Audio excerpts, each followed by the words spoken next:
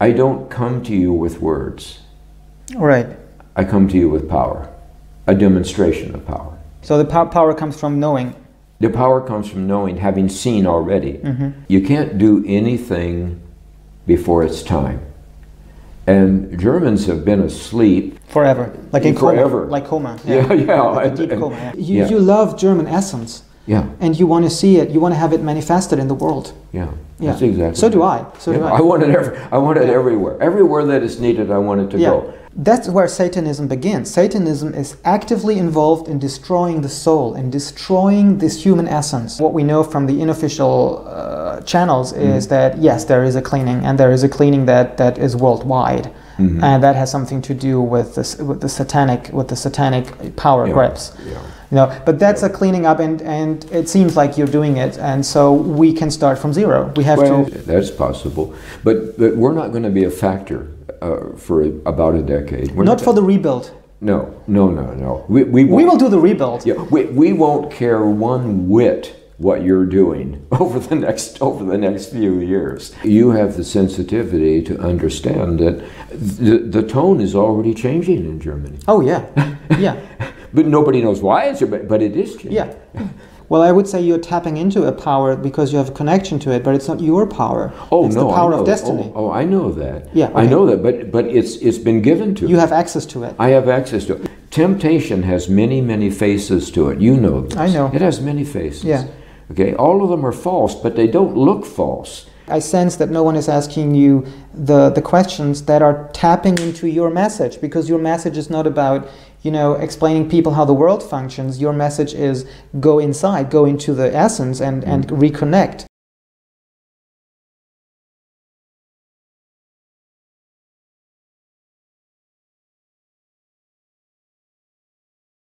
We're set. All right. So welcome in Freiburg. Thank you. And yeah, you and your team, you asked me for this conversation, and Lisa also gave me some, you know, general subjects that you would like to talk about. Maybe the idea of German men was a good topic. So these people weren't even concerned about the war. The war was over as far as they were concerned. It was just a matter of another year or so, and so all they were concerned about was destroying the virility and the vitality of German men. Of course, they wanted women to be passive too, but the stereotype was that it was German men who were the problem. Which, from a military perspective, makes sense. Yeah, it made sense. Yeah. And so the psychological operation was sophisticated. I don't know of any other time that you could get 200 of the best brains in the world. I mean, there were a half a dozen people there with IQs over 150, and there was at least 3 that with IQs in excess of 160, so it was near Einstein level. 60% of Bletchley Park was psychological operations. That was the SIS, that was the Broadway team. And these people not only had to sign the Official Secrets Act, but they had to go beyond that. They actually had to deny that they had ever been at Bletchley Park. Yeah. So, so even to today, that part of their operations has really never been publicly leaked. You can't find a word about it on the internet. You won't get any government to admit that it ever took place. But the people who were there knew that it was what was taking place, and they knew that it was powerful. They knew this was big. This was huge. And so, if our topic today has to do with German men, then something that's important to me is the angst and the burden that German women have to carry. Because they have to be men too, or they have to be men. They have to go to work, they have to be strong, they have to act more like men. They have to carry not only their own burden, but they have to carry maybe, I don't know, 25% of the man's burden too. And so, but Germans didn't do this to themselves. This was a massive psychological operation. Yeah, let me hook in there. I mean, I have two questions. The first one is, if I take one step back, like, why? What would you say? Why is it important for us today to know about this psychological operation, so that we kind of bring in the people who are maybe watching this for the first time, yes. or something? Yeah. So why should we talk about this? Why is this important?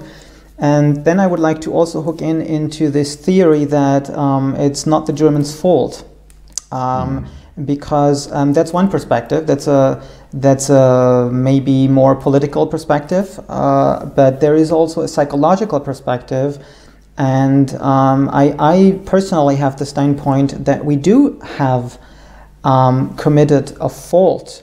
But that was much earlier, and I would like to go into this also, because it ties into what we are talking about here. I think ties into the problem of guilt, the sense of guilt, and which is a common subject among people. I mean, people talk about it already, and we have been talking about it for the last 10 or 20 years. That there is a psychological problem with us having an undissolvable guilt, a sense of guilt in our daily life, and like we are, as if we were born with it, which we're not. And it also ties into the subject of trauma. So I think we also have to speak about the psychological effects of trauma, and then I hope we do have the time to speak about what does that mean for us today, because we both have the same interest, I think, that we don't want to just talk about problems, but we want to show a way towards a solution. We want to show a way towards shredding off this burden. Yeah, I think we probably both do have the same. Mine is much more primal than yours. Yeah. Mine is something I was born with. I can't do anything about it. It has caused me nothing but trouble throughout my entire life, with my own mother, with my own sister, and because I have had to wait patiently. I was born with a very deep, passionate, intimate love for Germans.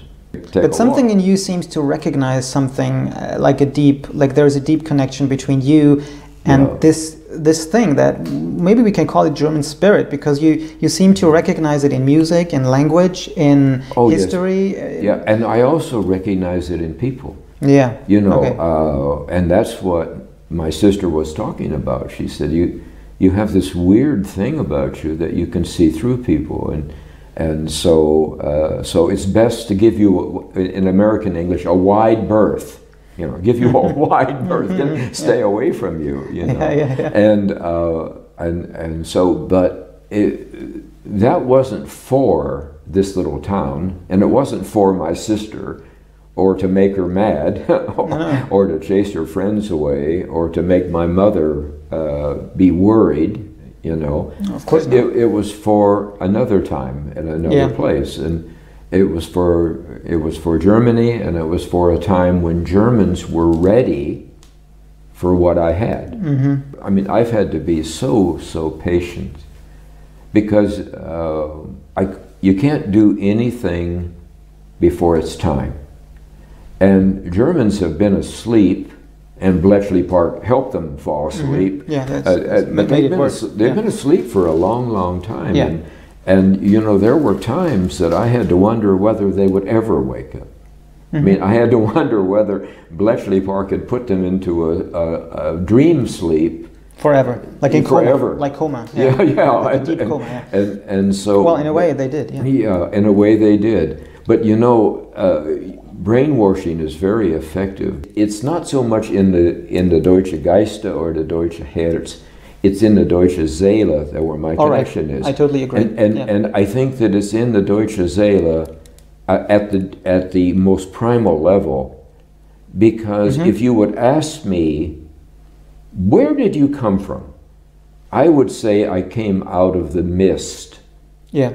That's what I would say. And I think the Deutsche Seele is deep enough that it probably extends into the mist that we're part of the creation Yes. deal, and or at least at some level it does, because the greatest of German music is most likely from those myths. Okay, and I think that that's probably where I'm from, is the myths. So when you're kind of tuning in into the German, what I would call essence, the German essence, then it allows you to sense a deeper part of yourself too. Yes, yes, it does. And I'm always learning. I mean, I'm not finished. My love. I hope you. I hope you're not. But my love for Germans was mature. I said that to you. It was complete. Yeah. It hasn't had to grow. It was never encouraged. Yeah. Never. It was always discouraged. Okay. And it is not. It is more than fascination, and it's more than an obsession. Because it's like it's part of your being. It sounds like it's part of your being, who you are. It is everything. It is everything to me. My mother actually told my wife, Lisa, 33 years ago when we were verlobt, when we were engaged, don't marry him. Nah, he's weird. He's not only weird, but she said you will always be in second place. He might love you, but he will never love you first. Yeah. Because he loves Germans. And of course, Lisa asked her, well, what do you mean? Is he in love with a German woman? And I have to think, and Mother's, no, it's not that simple. He's in love with all Germans. Yeah. And with the mist. Yeah. And with the mist. Yeah, with the mist. With the mist. I mean, what you told, what I understand is that you're resonating with the German, character and spirit and melody, because it also allows you to enter the mist and to reconnect to the mist that you're coming from. And it's the mist where I belong. I mean, that's where I come from. Yeah. And that's where I'm comfortable, is in the mist. Okay. And I know that when I finish my work with the Germans, that I have to go back into the mist. And Lisa knows it. My wife knows it. We all have to go back to the list at some point. So I don't say anything against anyone. I don't say, oh well, William has special privileges, because I don't believe that. I mean, I can look in the mirror. I can see what I am. I'm too short. I'm too old. I don't speak German. Well, but that's just external. I think you may have a privilege to be able to connect to this mist and to this depth, to the psychological and soul depth that most Germans have lost, for we know the reasons. So in psychology we say, if you have a privilege, you also have to use it with responsibility. So don't reduce your privilege, but use the responsibility and use power to use the privilege for social purposes and good purposes. And that's exactly what I feel that I have to do every day. Yeah, you share it. You share your gift. I have to share my gift, because it's not for me. I'm not. It's not only for you. Well, yeah, but maybe I do benefit in some way. But I am not fortunate enough to be a German. This is the German time, okay? And Germans born and are alive at this time, they are lucky. They are immensely fortunate. But I am not fortunate. I don't get to share in it. I don't get to enjoy it. So you're longing for it. It sounds like you're longing for it. But I don't get to enjoy it because my connection to the Germans, and it's a frightening connection. It's a frightening connection because I've been with you for a long, long, long time. And so I know things. And I've been with you at different times, and so I know things in great detail, but I can't talk about them. They're not helpful to you. You know, truth has a great danger to it. You have to give out truth in portions that are able to be accepted, and then adapted, and then used. And I said to you, I have a love for Germans, and it's a passionate love. It's an intimate love. It's like a love between a man and a woman. It's an intimate love. And maybe even more than that. Yeah, maybe it is more. Because in English I can't explain it. And I don't speak German. Or at least I don't speak German in today's German language. So So I don't have the exact right words for it, but I can tell you that it's full of passion, and it's full of there's an intimacy to it, and that when I walk into a room with Germans, they automatically know it. I don't know how they know it. Yeah, but that's an interesting phenomenon, because what I hear is that you have a space inside of you that gives resonance to something that we have lost from our consciousness. So maybe that's the way how you benefit from it, because you bring a puzzle piece that is, at least on a collective level, it's lost, which is a fearless connection to our essence. Oh, I have, yeah. So you bring it. You know, when you're in love with someone, you don't fear things.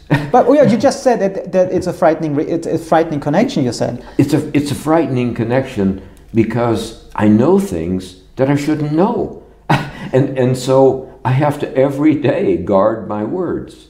Yeah. Because why do I know this particular thing, and I also know that I can't share it. And so I have to hold on to it. Yeah, but maybe you can share it in a way that is not verbal.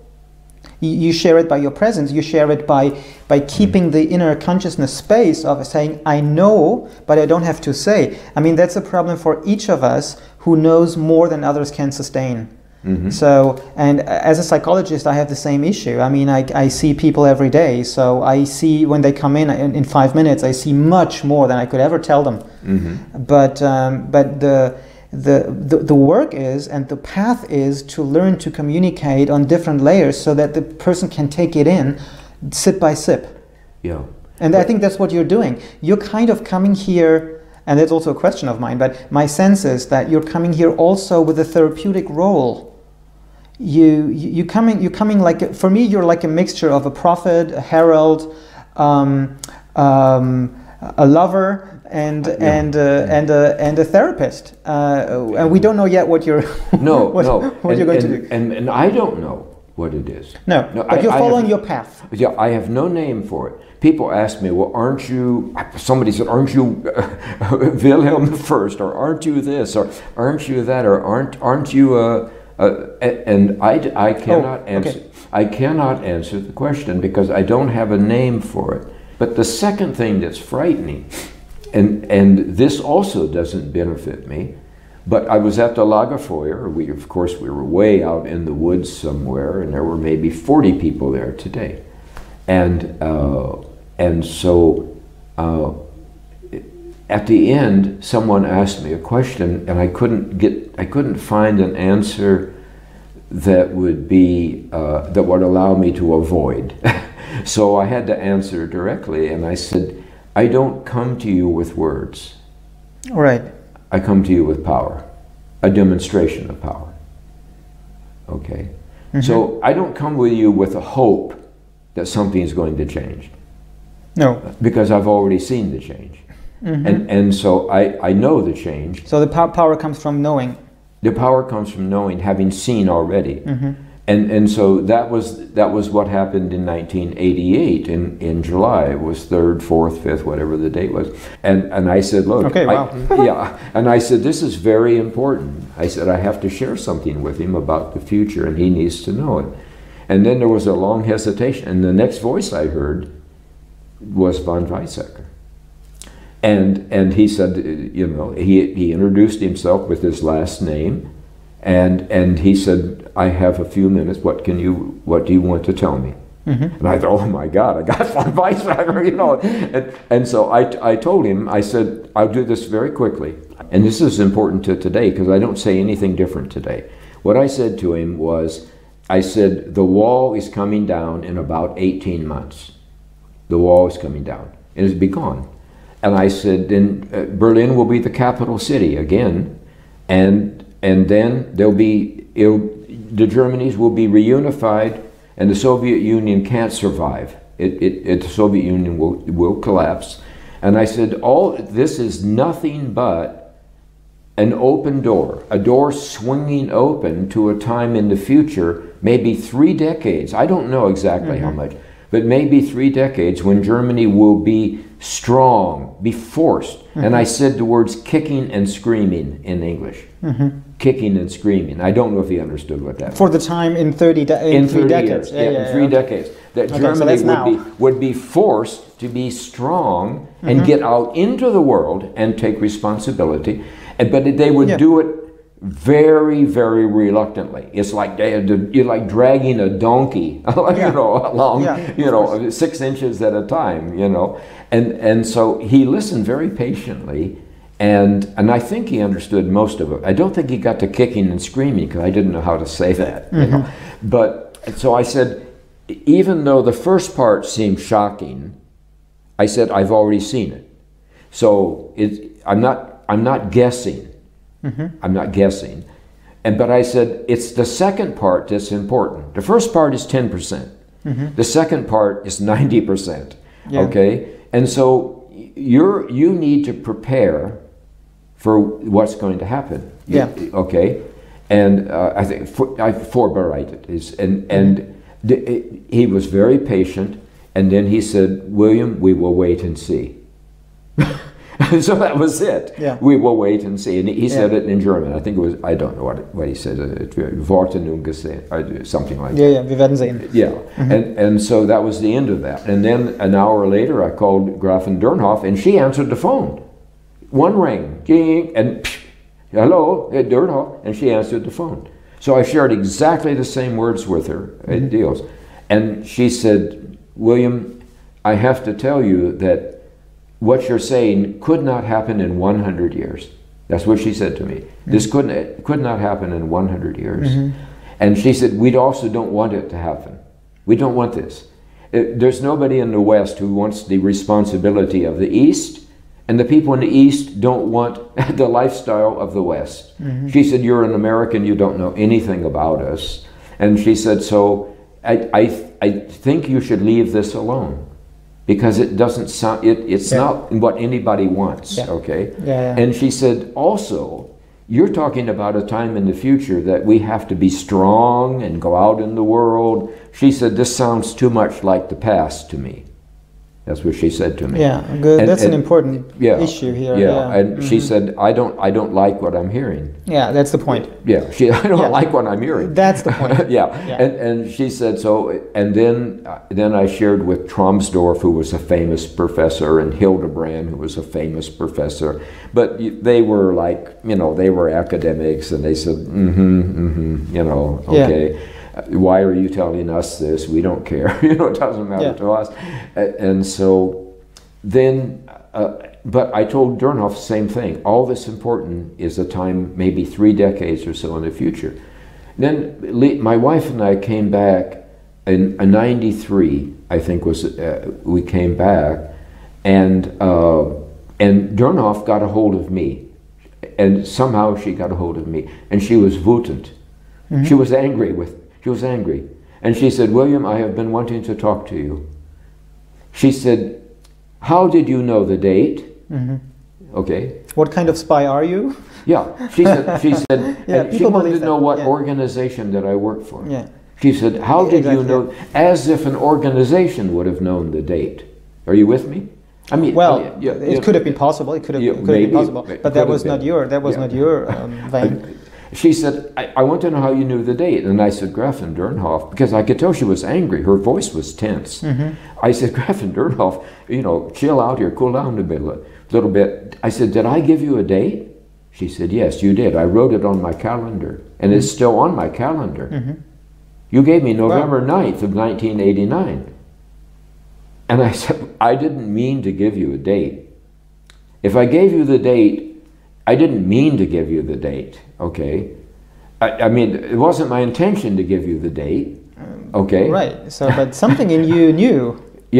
And she said, yes, but I have it on my calendar. And she said, that means, so now I'm right back to mom again. I'm right back to Nancy. You are weird, and then she said these words. She said, you are frightening me.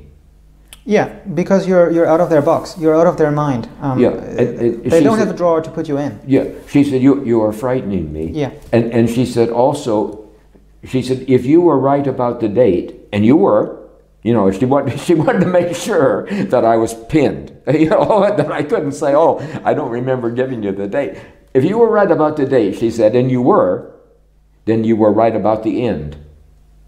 And she said, I want you to leave Germany. That's what she said to me. Yeah. I want you to leave Germany. Because she said, I don't want you here. Mm-hmm. Yeah. If you're right about the end, she said, that's frightening. She said, I don't want that. And we don't want that. Yeah, I mean, what you're talking about is what we call ESP, that is extrasensory perception. So you can like tell the future. So you can see, you have visions, you see the future in a way that is very clear and that normal people wouldn't be able to do. So if they don't have a concept for it, if they cannot put it in a, you know, on a map, saying that yes, people can do that. Sometimes there are people who can see the future, then they are afraid.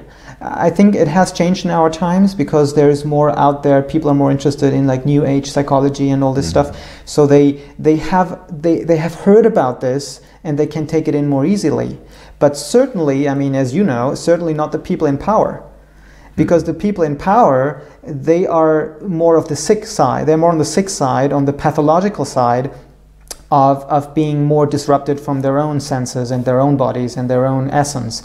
So that's my understanding why you're traveling and meeting like average people, because they are still even more on the healthy side of being connected to their essence and their roots. That's why they don't have power.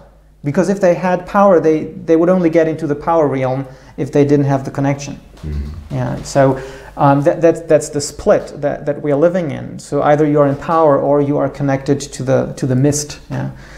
But in Germany you can't have both, which actually is right now is kind of or was valid for all Western civilizations. I mean, it wasn't much different all over the world that power was separated from the responsibility. Yeah, so that's a psychological issue, and that when we see that responsibility, as you talked about it, is something deeply German and deeply connected to our essence, then this split that I'm talking about is basically the worst split that we as Germans can have, because it splits us off our essence. And my theory, my personal understanding is that this split began far earlier than the 1940 something. The Allies only used that power that already started about 150, 200 years ago from now. When, in my understanding, we started to develop so much technology that the technology gave us powers and abilities, and our moral, our philosophical understanding of what we were able to do couldn't catch up. So in the 19th century, we had already so much more technology, but we had a philosophy that was based on the Middle Ages. So what happened was that we became lazy, that we had a spiritual laziness, a reluctance to take over the power over the technology, and the technology took up speed. And so that was the beginning of the split. So we had materialism, and on the other side was idealism, and they should belong together, they should go together, but they were taken apart because of the technology. So then materialism got the power over people, and it became socialism. And then it became Satanism, which is the step from socialism to Satanism is that you not only want to control people, but you want to destroy their spirit, you want to destroy the essence. So that was the back attack. But since we have this split in our soul, in our essence, and it's a collective thing that we pass on from generation to generation, we have blacked out all this side, all the essence side, the responsibility, the collective consciousness, the sense of responsibility for the human race, for humanity in general, for humankind, because that's typically German. So now we are here. So now we are living in 2021, and we are here. So we have the satanic system which is in power, the external power, and we have this blacked out phenomenon of we actually want to be responsible, but we have no power. And what the only healing that we can try is to bridge it and to bring them back together so that our sense of responsibility gets reconnected to power. So that's the trauma. Basically speaking, a trauma is a split in the mind, a split in the psyche. It's an event that you can't handle. So you're so overwhelmed that you split your psyche into a conscious part, which is okay, and you put all the rest aside and you dissociate from it. So I'm saying this because I want to tie everything you said like together and make a big circle back to our beginning. The point that we are at now, in my opinion, is that this scissor has gone so far apart from each other that either humanity is lost or we find our offspring, our spiritual offspring, our essential holiness or something that is whole and intact. And then we can take power back. This is something that most Germans are afraid of. They're afraid of power. They want to sit back and they want to observe. They want to analytically understand everything. But when it comes to power, even when you mention the word, they get like an electroshock. I know. So, and that is because of this split. And that's where my theory is. So there is a guilt. So I know you keep asking Germans, is there any reason why you should feel guilty? And the answer is yes, there is. But it has nothing to do with the Second World War or Hitler or Nazi. It's much earlier than that. It's much deeper. It's that we allowed ourselves to be split off from our essence and take power with responsibility. And whenever you split off from your essence, you develop guilt because it's a sin. It's a sin to not be yourself. It's a sin to fragment something or fragmentalize something that is actually your wholeness. So guilt is not just an emotion. Guilt is a more complex phenomenon of thought, of the mind being involved due to something that you should have done, but you didn't do it. In German, we have the same word for debt and guilt. So if I owe you $10, we have the same word because I owe you $10 means I have to do it. I have to give you $10 so that it's harmonized. And it's interesting that the German language puts the two together. So guilt, for us, it's the same thing. It's I still have to do something to be reharmonized again, to be okay. So the Germans running around there with the guilt complex. It's a very complex thing because it's built on shame, which comes from not understanding something and not being able to integrate something. But it does not come from the Nazis and it does not come from the Allies. They just surfed on the wave and put it even deeper into us. So what you're thinking, it's interesting. What you're thinking is that the Allies didn't create. No. What the Allies did was, these were brilliant people, by the way. Yeah, they definitely were. Yeah, and but unethical, very unethical. Yes, well, they were full of hatred. Okay. Which is their part of being split, because hatred comes from the split. Yeah, I mean, they were more full of hatred than you can imagine. Yeah. Okay. Well, that's where Satanism and so begins. the destroying of Germans, the destroying of their mind, the destroying of their psyche, actually was a joy for them at that time. And people say, how do you know this? How do you know? Well, it wasn't joy, it was a relief. Well, yeah, maybe. Because if you're in the split, you're avoiding pain. Hatred comes from avoidance of pain. So that's where Satanism begins. Satanism is actively involved in destroying the soul and destroying this human essence. And there we are talking about a planet-wide issue, because it's not against the Germans. We are only a projective field. They are projecting their fear of divine responsibility and our divine essence on the Germans, which is interesting because why are we, in the focus of being the most spiritual and therefore dangerous people in the world. Yes, but you are. I know. You are. I know. Because in what I have seen, and I have seen your future. Yeah. Okay. Germany is a small country. I mean, it's the same size as my state of Illinois. Oh yeah. The same size. I know, okay. Yeah. And yet you are in a big American city. Yeah. Germany is in the very spiritual center of a tug of war. Yeah. Okay. And it's a gigantic and titanic tug of war that's taking place. It couldn't be bigger. It couldn't be of a bigger dimension. No, it is massive. Yeah. And it is active now, and it's becoming even more active now. And it is, I think people have to slowly grow into that responsibility. It's not a thing of, from one day to the other. Just to finish this one, no, I don't think that the Allies did it to us. We did it to ourselves. Spiritually speaking, we did it to ourselves. We started in the 19th century with a huge spiritual omission.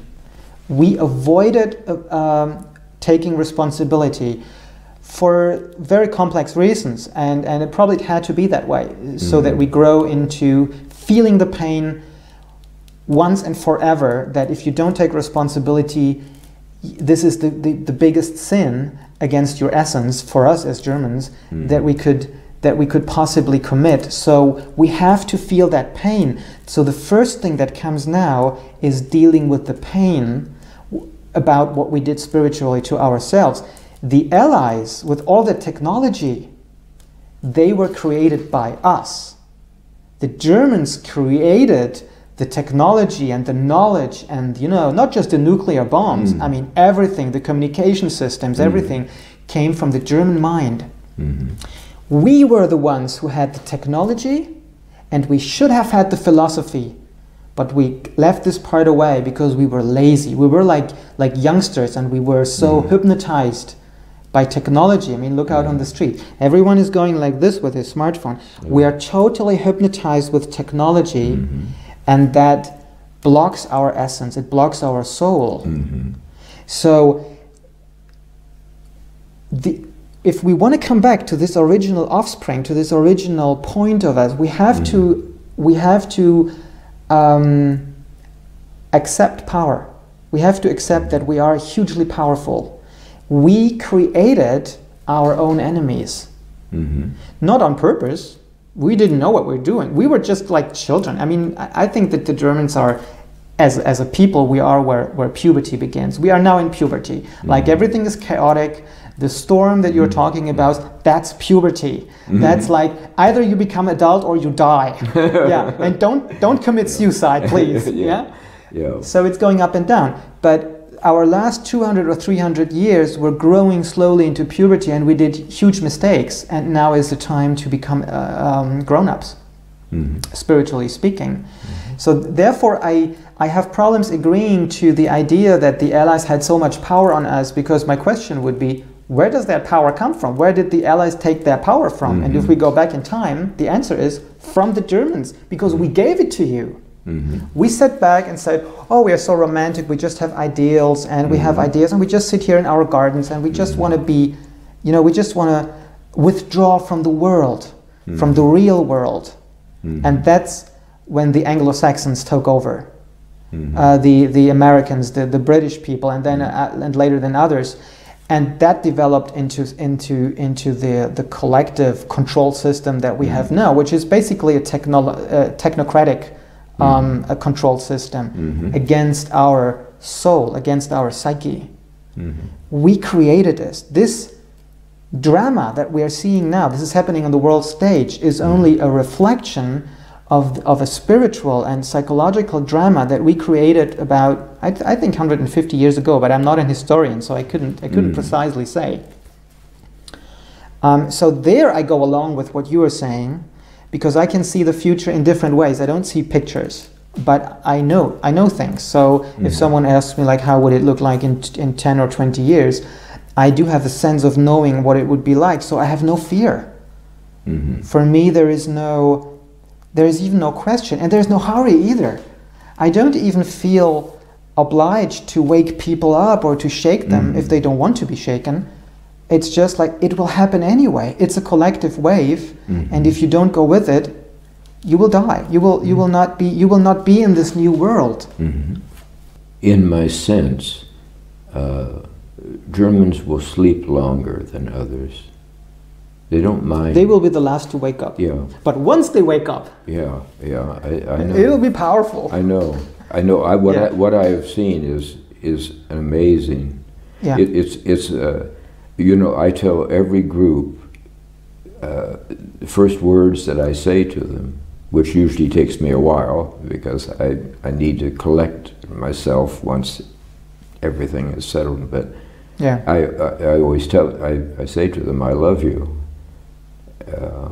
and I'm here because I love you. What's your sense? Is your sense that they get it? That they get what you're talking about? My initial sense is they all lean back. It's like, oh my God, why would he love us? Yeah. Okay, so they don't get it in the first place. But do you feel like something is transferred, something is transmitted? Yeah. Yeah. And they after every single meeting, I get hugs like I'm being squeezed to death. I mean, it's not hugs, and people hold on, and they don't let go, and it's fine with me, But I mean, the hugs are real hugs. They're hugs that are just full of I want to hold on to you. Yeah, that's the point. Yeah, and they don't know what it is. Yeah, they don't know what it is, not yet. And I don't even know what it is. But the second thing, what frightens me, and I use the word frighten in a way, is that I do have the power,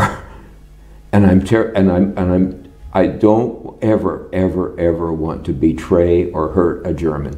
You have the power. What do you mean by power? Power of what? Power I mean the words that I bring. I have the power to bring about.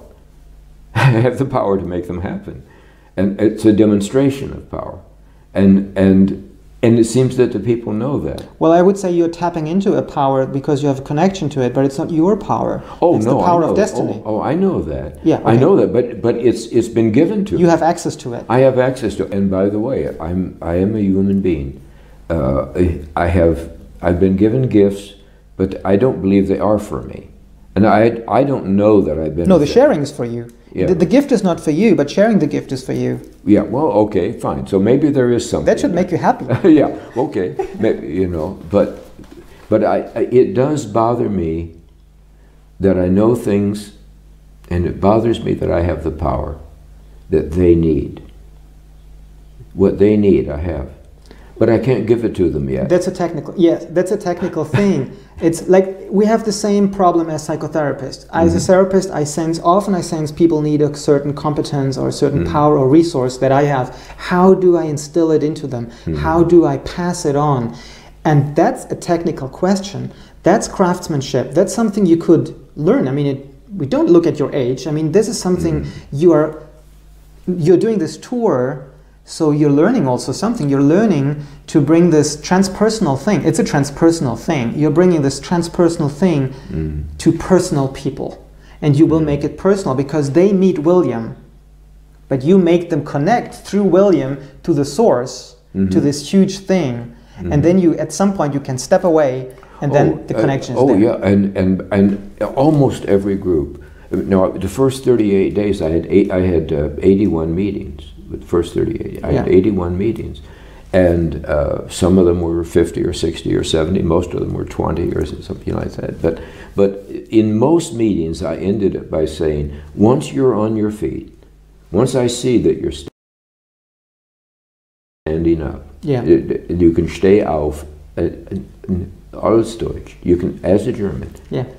Then I am gone. You won't see me again. Yeah. And because I can't enable. You're telling them the end of the film. You're telling them the end of the movie. The end of the movie. Yeah, and because it seems important to me that they know that that I will not enable them, that they will grow strong by rebuilding something themselves. Yeah. And they have to rebuild it out of the Deutsche Geiste and the Deutsche Herz, and they have to reopen the scariest part, which is the Deutsche Seele. Yes. Okay, that's scary. Because the Bletchley part did have its effect Okay, it did have its effect. Well, it deepened the split. It purposely deepened everything, and of course Stalin used to say when someone gave him trouble, no man, no problem. No man, no problem. And Bletchley Park said, no Germans, no problem. Yeah. We're going to make these people into passive people who have a major identity crisis, and if they're going to struggle, they'll struggle against each other and never again against us. And so I think Bletchley Park, because these people probably recognize some of what you shared. Maybe they didn't. Maybe they used it. They used it. Yeah. But they used it pretty well. I mean, you have to give them credit. Yeah, psychopaths can be very intelligent. Yeah, I mean, this was a psychological operation that hasn't been repeated since. They had unlimited money. Well, right now we are running a psychological operation that's even smarter than that, but it's going in the other direction. It's going to bring the split back. I mean, that's you're talking about the storm. And you have been saying that the source of the storm is not human. It's a divine thing. So I agree with that. But there are still humans implementing implementing the storm, because the storm is a made storm. Yeah. It's not something that just comes up from the winds. It is something that humans make, but it's humans who are connected to the divine message. Yes. So the storm that we're going to live through, and now we're sitting here, and it's kind of right now it's starting. I mean, my sense is that we are in the beginning of the storm that the Germans will feel in their daily lives. Yeah, and you have the sensitivity to understand that the tone is already changing in Germany. Oh yeah, yeah. But nobody knows why but it is changing. Yeah, it's a slow process of waking up from the coma. And you wake up in this room, in this special room for people waking up from the coma. So there is someone who's sitting next to you and saying everything is fine, and this was a bad dream that you had, and now you're waking up slowly, and here's a cup of coffee or tea, better, or water. Yeah. So, but this has to be slow, and I think we are accompanied through these last, I would say, 4 years or 5 years by human powers, but they know what they're doing, and so we have a psyop that unwinds the psyops that have been taking place for the last 100 years. And I think some of our observers will probably know more about this, so we don't have to go into the details of this, but it has to be a psyop to go back, to our wholeness, and I call it integrity. It's our integrity is in having responsibility, sensation for ourselves, as well as power in the world, and not just one or the other. Yeah, that's the big thing. Yeah. Well, the end of the 3 decades is power out in the world. Out in the world. Yes, it's power I believe out so. in the world, it's big power. Yeah, there is no other way. And it's a major influence out in the world. And what the Germans have is precisely and exactly what the world needs shortly. The German essence has something hugely transpersonal in it. It has a longing for that which is transpersonal, which is going towards the spirit, towards being a spiritual individual person. Which is what the Satanists are afraid of, because they're the opposite. They want to make everything collective and just human material, human resources they call it. Human resources. That's a good word. So the German is the opposite. We in our essence have a strong longing and impulse towards the spiritual and the transpersonal. That's why we can abstract from our personal wishes, because we're the only ones who think in ideals. That's why we're sustainable. Because we don't think of the next 10 years, we think of principles. We want something to be principally good. Not just for selling it, but it has to be good in itself. You can hear it in the music. The music, it's not for selling the music, the music has to carry this divine message, this idealistic world, and it has to bring it into our sensory world. And that's idealism. That's where our romanticism stopped and was ridden over by technology. It was virtually destroyed. It was destroyed. Yeah. But it's our essence. You can't destroy something that is essential. You can knock it out.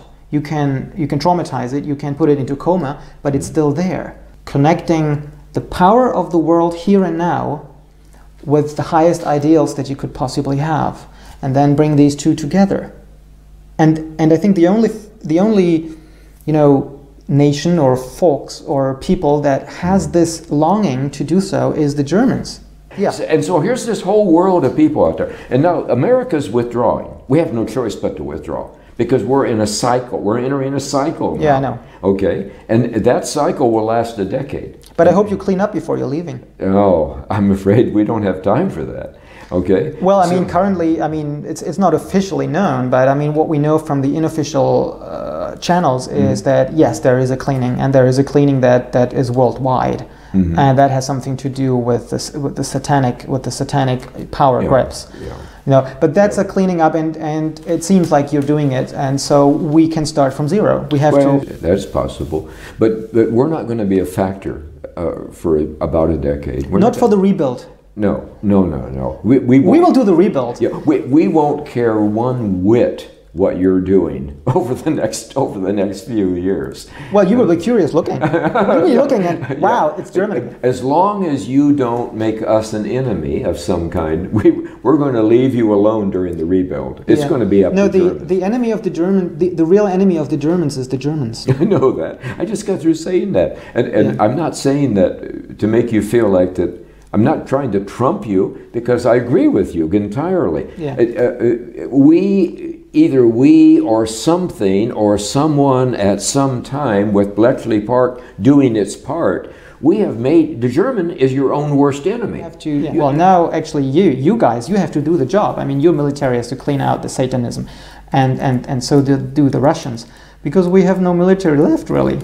And so we didn't talk about vigility now, but we don't have the vigility to have the masculinity to say, we protect our children, we protect our families, and if necessary, we take out the sword and we kill the enemy. We have lost that. So now you are doing this, which is very nice of you. After what you've done before, this is a very nice favor. And then we will have a free playground. And yes, I think that within 10 years from now, we will be leading the world culturally. There's no doubt about it, because it's already in you. You don't have to invent it. No. You don't have to go out. We will be who we are. Yeah, you have no need. You don't have to go out and read more of Rudolf Steiner. You don't have to go out and do this or do that or get a second PhD or anything like that. But we have to talk to each other. Yes, you have. We have to connect and talk to each other, because Germans are team workers. So we want to be powerful without using violence. I told every group, there will be no Gewalt. There will be no violence. Yeah, not from our side. No, not from our side. Yeah. And when I speak to Germans, I'm speaking as a German. Yeah. Even though I wear. I know. Yeah. And that's the weird thing about you. Yeah, I know. So you're kind of two people at the same time. Yeah, I know, but it has to be that way. I know. But I will find the eyes of everyone in a crowd, even if it's 100 people, and I will say, there will be no violence from you. No. And I don't talk to Germans in a way where I'm coddling them. I speak to them in a way that serious. When I say, you will not say another word negative about a German, they know that I mean that. Yeah. And if they violate that, then they feel it. They begin to feel it. That's good. That's right. Yeah. It's a sin. And so because for this to take place, Germans, we're going to need all the Germans there are to be in some form of unity. Yeah. Because there are many forces in the world who do not want Germany to be free or sovereign, or to be outside of their sandbox. Many forces in the world. And these forces work in us. They work in our psyche too. I know. That's the problem. I know. But we will. So, as a psychologist, of course, I'm always interested in therapy. So, I would say that what we need now is a common narrative. We need, first of all, we need a narrative that puts us all in the same boat, which is happening now, because you can call it the three storms. there's something to it, so we will have a common narrative. And this narrative has to include the truth about our past, because Germans are built on understanding. We always want to understand. I've seen it in your videos. I mean, when you talk to people, most of the questions are heading towards, give me more understanding. I would like to understand. So this is what we need. We have to understand. I know what they're asking, but I can't give it to them. I can only give it to them when they can grasp it and accept it and use it. Yeah, I can't give it to them step. too early, because all I'm going to do is add kompliziert on top of kompliziert. They're too analytical. They're too analytical. Yeah. Most of them. I've seen it in your videos, and I have to like go fast forward because no one is. I sense that no one is asking you the questions that are tapping into your message, because your message is not about explaining people how the world functions. Your message is go inside, go into the essence, and reconnect. But that's exactly the point. They can't get it because that's the trauma. The trauma is if I go down, it's painful. So they will need to learn to deal with pain. Otherwise, they can't get into it. But can I recommend to you that, and I don't want to put excess power on Bletchley Park, but it was a good psyop. I mean, it had about 6 elements to it. And people say, how do you know about this hut? How do you know about this person? How do you know about this that we were working on? And I tell them, I know it because I was there. And they said, no, you weren't there because you were born in 45. We looked it up. And I said, oh my God, I was there. I observed it. Broaden your thinking. Come on. Yeah. It's enough if there's 4% people understanding like what it is about. That's enough because they can take the lead. They can explain it to others. They can create structures and a culture that gives containment for all this, which we will need. And that's fine because it's a hierarchical thing. It's those on the bottom now will be on the top in the future, and those on the top now, they will be not even on the bottom. They will be like somewhere. They float. They just float away. Yeah, they find something else. So that's the fairy tale version, which I like. There is a serious, realistic version which is not for the children, and they will disappear. Okay. So, but we have to get used to it, and we have to get used to that. Yes, there will be people that we don't see right now, which are hidden.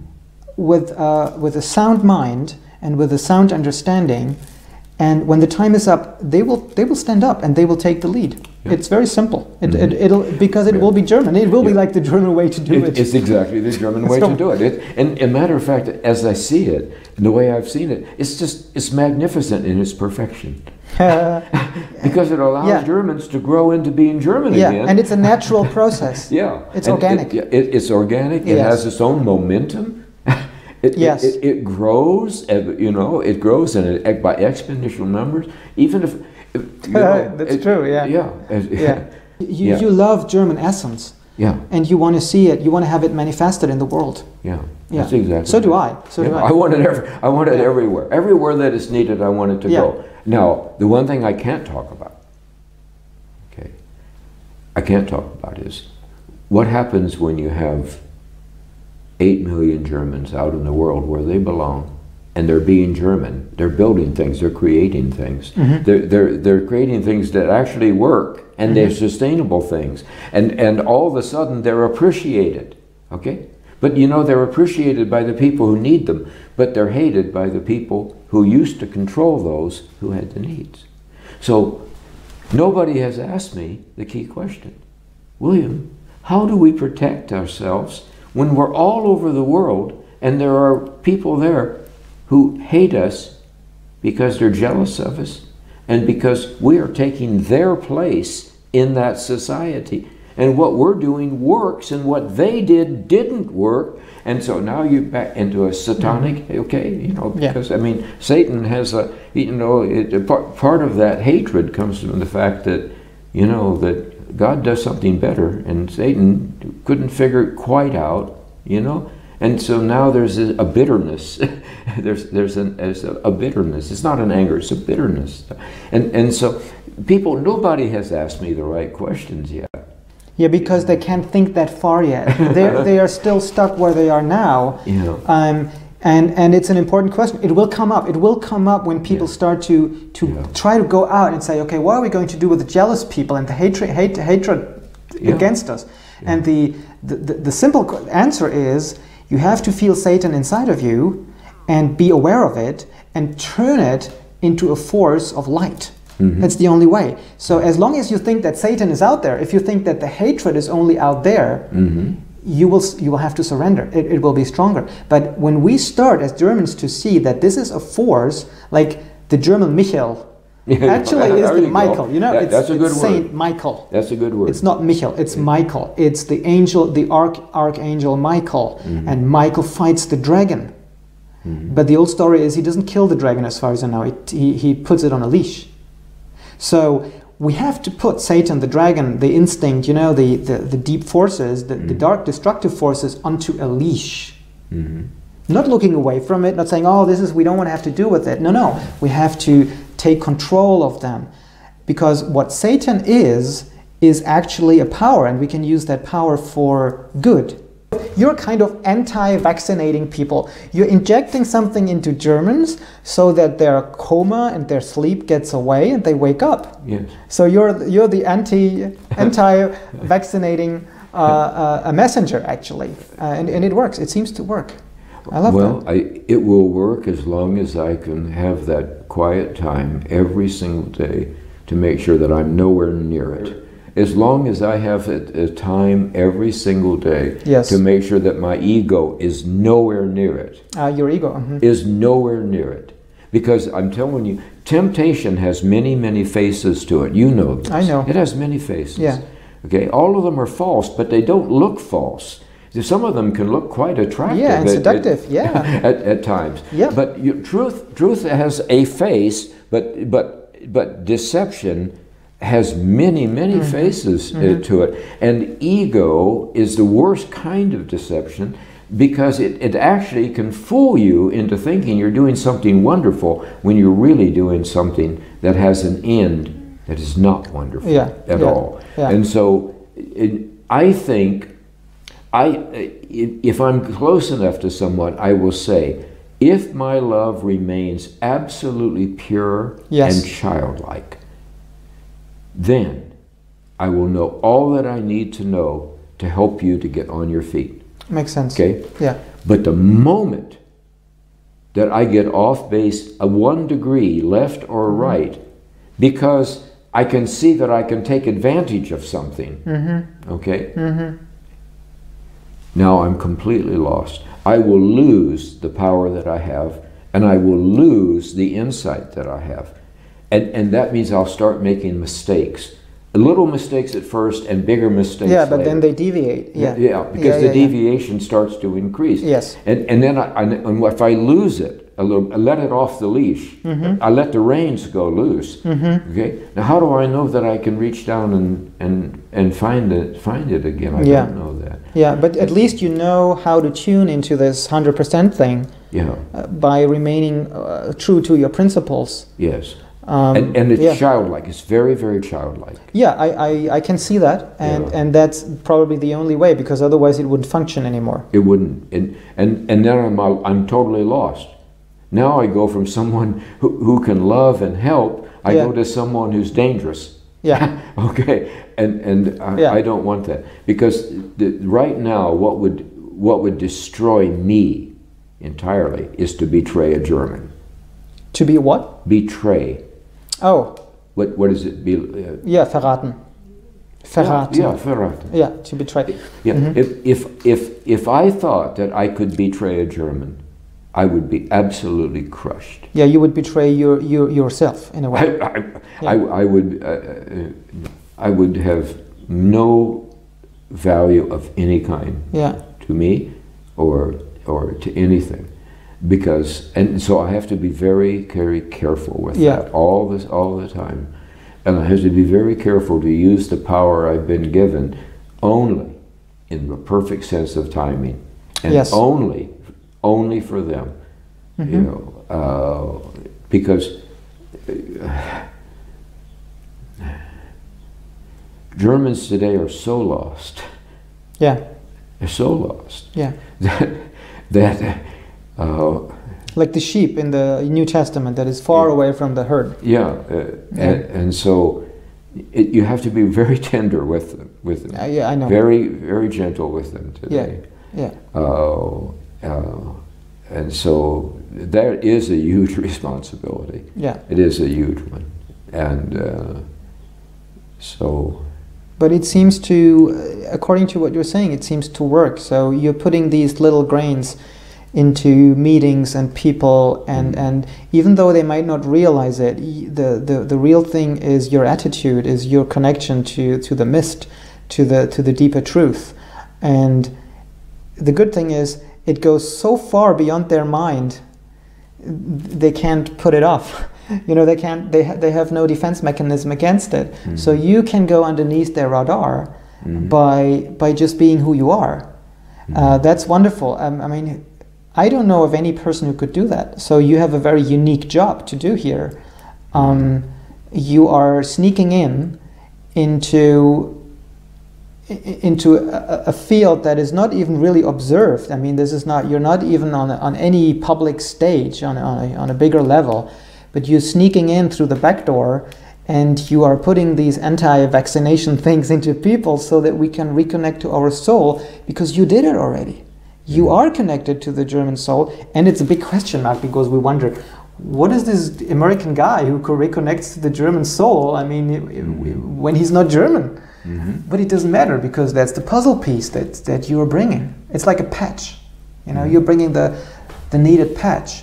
This man, you may have met him. He was the man and the woman who waited to see if you were okay or whatever. Yes. The man told me, I'm putting a puzzle together. He says, I'm putting together a puzzle. Yes. And he said, I'm trying to find parts. There's parts that are missing, and I'm trying to find the parts that fit into that puzzle, because wonderful. He said at the end, I'm going to look at I'm going to see a picture that's whole, and yes. I'll understand the picture, but I haven't got there yet. And he said, so I was just watching you, because it's like magic watching you. It's like magic, and I'm trying to figure out where this piece fits in the puzzle. There's this big puzzle that yes. I'm working. He said, that's why I just wanted to watch. Yeah. I just wanted to be part of the magic. Yeah. And then I got to figure out who are you and where are you and where do you fit into my puzzle? I've got pieces that come together. Yeah. And I thought, man, that's so insightful. Yes. You know, the guy is a driver, but it's always that way. There's no coincidences right now. There are points in time in history where there are coincidences, because nothing really matters for a while. Yeah. It's like a screensaver. It's just by chance. Yeah, everything just moving around, and things fall where they may, and maybe there's not enough chairs or whatever, but that's not true right now. No. Okay, right now there's no coincidences. So who do I get sent as a driver? A man who was putting a puzzle together. Yeah. And he goes and sits and he says, I just wanted to feel the magic.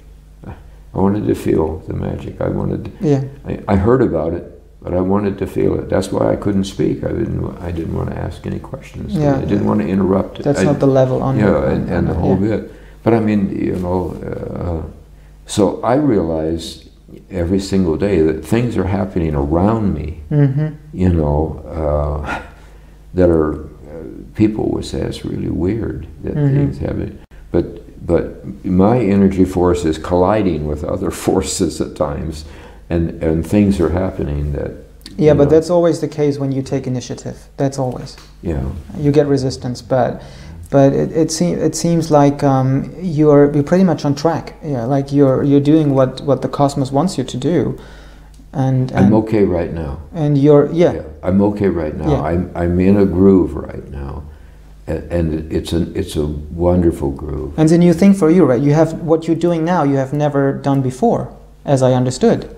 No. You had no time to train this. No. And you're training on the run. Yeah. Another time, either the two of us, or I mean, I will be working on and speaking about this for the next years, because it is one of my favorite subjects to talk about.